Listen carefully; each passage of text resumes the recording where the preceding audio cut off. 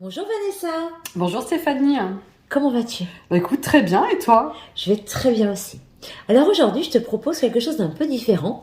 Est-ce qu'on ne ferait pas les énergies de la Saint-Valentin? Allez, faisons les énergies de l'amour, voir ce que là-haut ils ont à nous dire par rapport à cette merveilleuse énergie du cœur. Du cœur et de l'amour. Allez, c'est parti. C'est parti. On y va. Une petite carte. Ah ben voilà, elle est arrivée. Il va falloir écouter. C'est une période en fait dans laquelle vous allez échanger.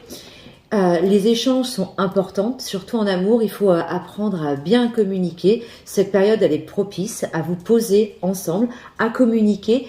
Et quand on communique, il faut surtout savoir écouter. En fait, ce qui est important, c'est de donner ses besoins, certes, mais surtout de savoir écouter l'autre et de se sentir soi-même écouté.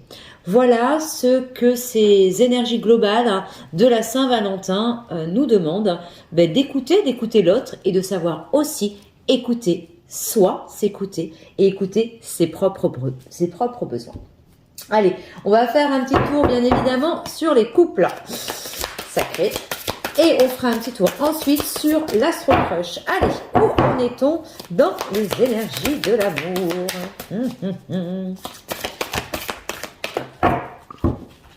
C'est parti. Ah ben, bizarrement, il faut passer à l'action, il faut agir. Il y a eu cette période en fait où on vous a demandé d'être patient. Il y a eu cette période où on a demandé où vous êtes senti coupable, où l'autre s'est senti coupable de certaines choses. Mais aujourd'hui, il est grand temps de passer à l'action et d'accueillir l'amour. L'amour vient à vous. Il faut vraiment vous détacher et pour accueillir. Est-ce qu'on a d'autres choses à dire? Parce que là, on est vraiment dans les énergies. Ça a totalement volé. Ça a volé. Et qu'est-ce qui a volé? Bizarrement, c'est les énergies tierces. Alors, ce sera peut-être la fin des énergies tierces.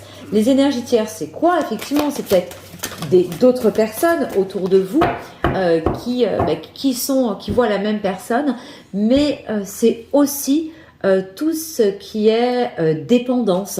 Que ce soit une dépendance affective, que ce soit de la dépendance vis-à-vis de certaines substances.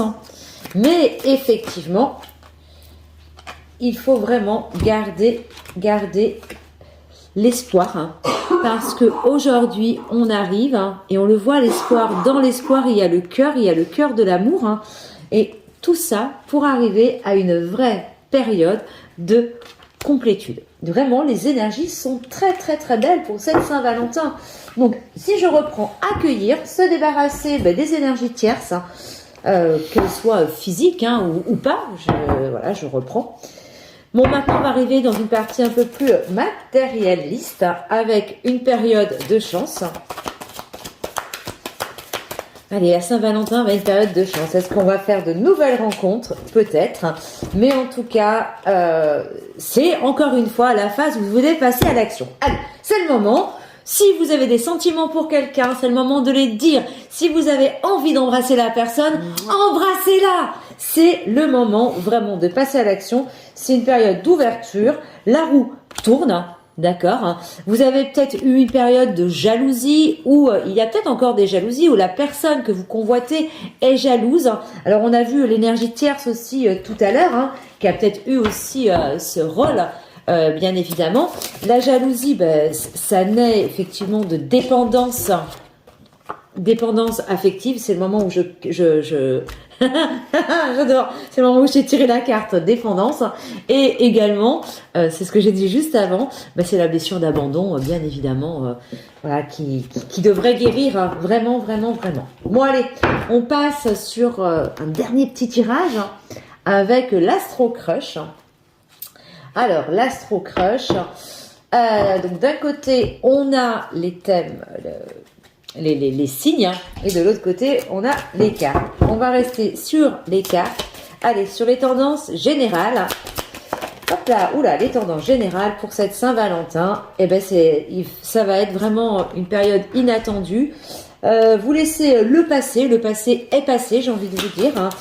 Il laisse la place à l'avenir, bien évidemment, et surtout au présent.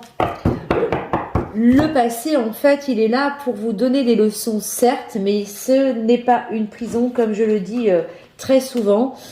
Et oui, donc ce qu'on a dit tout à l'heure, hein, vous n'êtes pas seul à aimer cette personne. Il y a de la concurrence. Voilà, vous avez des envies.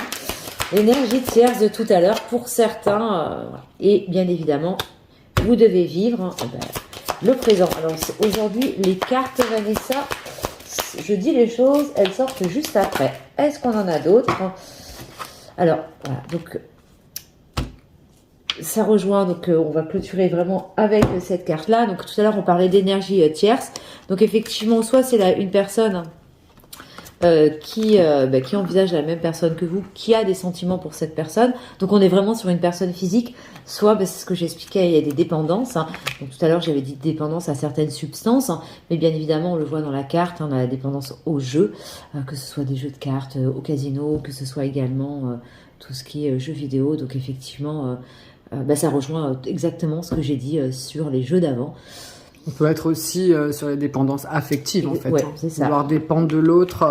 Avec la blessure d'abandon qu'il faudra vraiment traiter. Et on a rejoint encore une fois les dépendances. Complètement. Tous les jeux ont sorti exactement les mêmes cartes.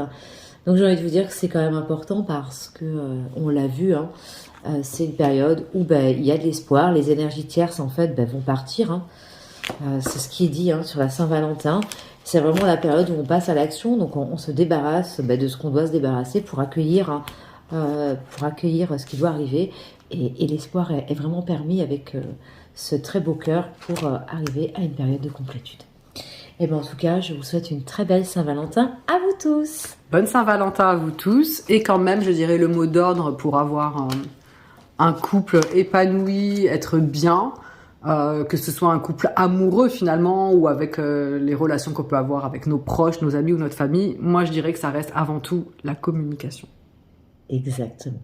Communiquer et surtout, n'oubliez pas, on l'a commencé comme ça. Écoutez, savoir écouter l'autre. Et écoutez-vous.